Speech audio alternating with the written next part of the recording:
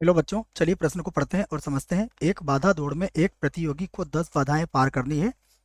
इसकी प्रायिकता कि वह प्रत्येक बाधा को पार कर लेगा 5/6 है। इसकी क्या प्रायिकता है कि वह 2 से कम बाधाओं को गिरा देगा या नहीं पार कर पाएगा। तो हमने प्रश्न पढ़ लिया है। प्रश्न को हल करने से पहले हम प्रश्न के लिए मुख्य अवधारणा लिखेंगे। तो प्रश्न के लिए मुख्य अवधारणा, मुख्य अवधारणा जिसकी सहायता से इस प्रश्न को हल किया जाएगा। मुख्य अवधारणा में हम बर्नौली परीक्षण को लिखने वाले हैं बच्चों। बर्नौली बर्नौली बर्नौली परीक्षण। यदि कोई परीक्षण बर्नौली परीक्षण होता है तो बर्नौली परीक्षण में हम जो सूत्र प्रयोग करते हैं वह होता है x बराबर r, अर्थात r सफलताओं की प्रायिकता। तो यदि बर्नौली परीक्षण है तो इसमें r सफलताओं की प्रायिकता का सूत्र होता है NCR। उसके बाद होगा p की घात r और q की घात हो जाएगा n-r। तो यह सूत्र आप याद रख सकते हैं इस प्रश्न के लिए। अब हम हल करेंगे यहाँ से इसको। हल करने के लिए हम प्रश्न को एक बार और पढ़ते हैं। एक बाधा दौड़ में 10 एक प्रतियोगी को 10 बाधाएं पार करनी है, अर्थात बर्नौली परीक्षणों की संख्या, बर्नौली बर्नौली परीक्षणों की संख्या, बर्नौली परीक्षणों की संख्या। देखिए, बर्नौली परीक्षणों की संख्या कितनी हो जाएगी यहाँ पर, n बराबर 10 बर्नौली परीक्षण हो जाएंगे। उसके बाद इसकी प्रायिकता क्या है कि वह प्रत्येक बाधा को पार कर लेगा। प्रत्येक बाधा को पार करने की प्रायिकता 5/6 है। तो मान लेते हैं यदि यदि बाधा यदि बाधा पार करना सफलता हो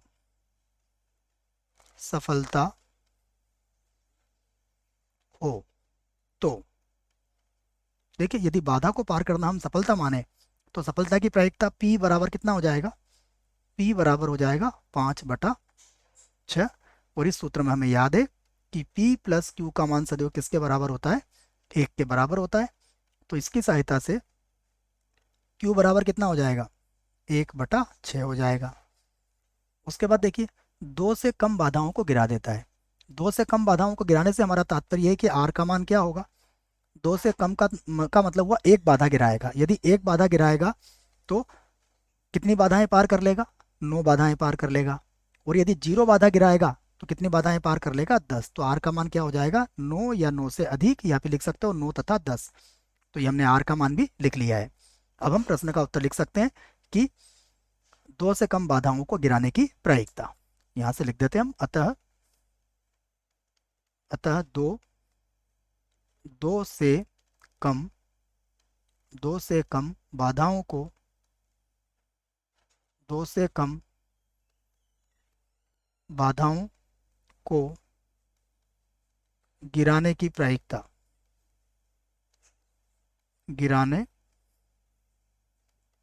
की प्रायिकता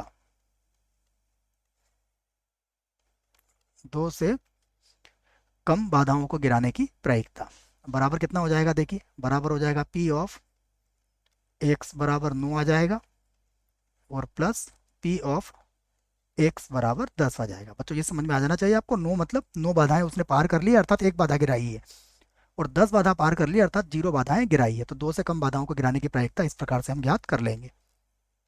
अब सूत्र लगा देते हैं। देखिए, तो ये हो जाएगा 10 C 9। उसके बाद देखिए P कितना है हमारे पास, P है 5/6। तो ये हो जाएगा 5/6 की घात कितनी हो जाएगी, 9।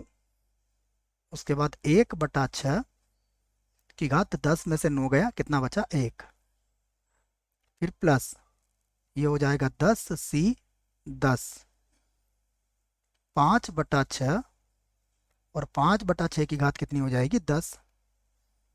और 1/6 की घात कितनी हो जाएगी, 0। अब इसे हल कर सकते हैं। अगर आप ध्यान से देखोगे तो 5/6 की घात 9 को मैं कॉमन ले लेता हूँ। तो 5/6 और इसकी घात कितनी, 9। इसको मैंने कॉमन ले लिया, तो 10c9 का मान तो 10 के बराबर होता है, और गुणा में आ जाएगा 1/6। उसके बाद प्लस 10c10 का मान 1 होता है, 5/6 यहाँ पर बचेगा हमारे पास केवल, ये हो जाएगा 5/6। ठीक है, 10c10 का मान 1 और 1/6 की घात 0 का मान भी 1 होगा।